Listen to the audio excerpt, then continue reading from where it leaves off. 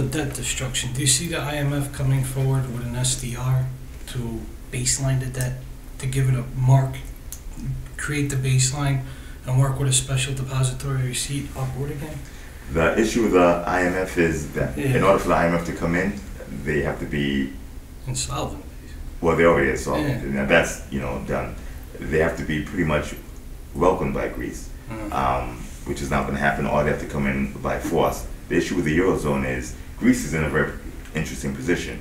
They're the second smallest and second weakest of all the nations. They're the most indebted, but they have basically the rest of the Eurozone in the Eurozone. Yeah, but they have the rest of the Eurozone under their boot because if they do default, they destroy the banking system. Instead of a domino effect that has a very strong chance of destroying the banking system. Taking the best case scenario, suppose it doesn't happen. The Portuguese say, well, they didn't pay, why should we pay? And then, the Irish say, they didn't pay, why should we pay?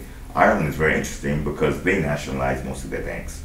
As a matter of fact, all the banks that were nationalized passed both the European stress tests with A's. And right after the stress test passed, they got A+ flying colors. The banks failed and had to be nationalized. Who got hurt in that process? Well, nobody got hurt enough, obviously. The equity shareholders got hurt. But the problem is the bondholders of many of the banks have been sacrosanct. And the reason is, once you force the bondholders to take a haircut, the theory is they will never go back and lend you money again, which is nonsense because over the last 2,000-3,000 years, banks have been going out of business. People have been taking losses. When you start protecting investors who get a return for risk, you distort the market pricing, which is why Europe is in the situation it's in right now. So do Portugal and Ireland, were they did they cook the books as badly They all as cook Greek? the books. I'm sure. Greece fried the books, and their books are like, taught, but they all cook the books. How about have some European body decide who was most culpable, they pay the most, and just, you're going to have to divide it up before I order it, but then the guys come out and they say no. Okay, so you have a bunch of people who cook the books, and then you're going to get several chefs, other book cookers, you can have them decide who had the best meal.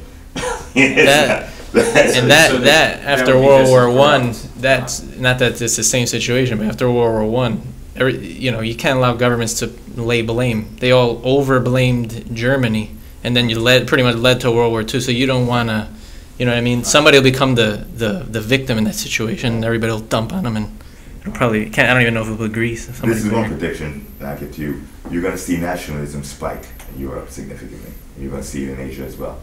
And you're going to see it spike significantly. And that may do more damage to the common EU or monetary union than the debt issues, because it's going to be bigger than neighbor, and if they get away with it, why should we? If you look at Iceland defaulted, and allegedly they were supposed to be ostracized from the market and doomed, and they'll die 1,000 deaths and Tartarus, etc.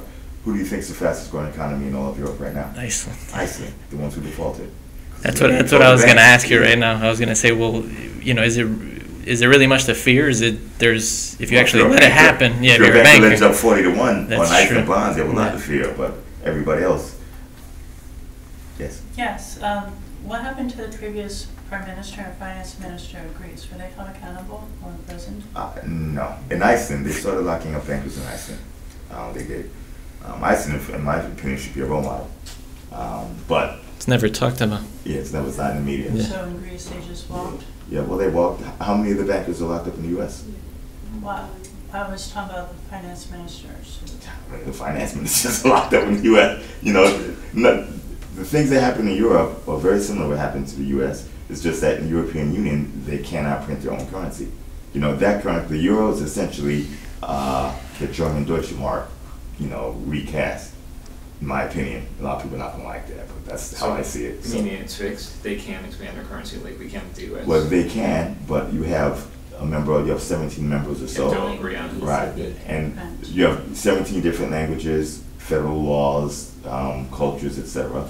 Basically, the EU was ran economically by France and Germany, the two largest, more powerful economies. But doesn't our Federal Reserve actually help the ECB with loans too? Because They don't have to report to us. Well, they help the ECB with dollar swap lines. They basically give them dollars so they can liquefy the dollar assets. But they do that because when the European banks start failing, you know, who are they connected to? Through CDS, through loans, etc. U.S. banks. When we started bailing out, when our banks started failing, and that's what got me a lot of media attention in 2008 and 2009. I had to think about a 452% return going into the first quarter of 2009, unleveraged by options, simply by putting options on the banks that had went fall. Unfortunately, I lost half of that in the rally, but it was good going into it. When those banks started failing, the recipient of a lot of the Fed liquidity were the European banks, because of the interconnections between the European banks and the U.S. banks. How are you preserving your capital?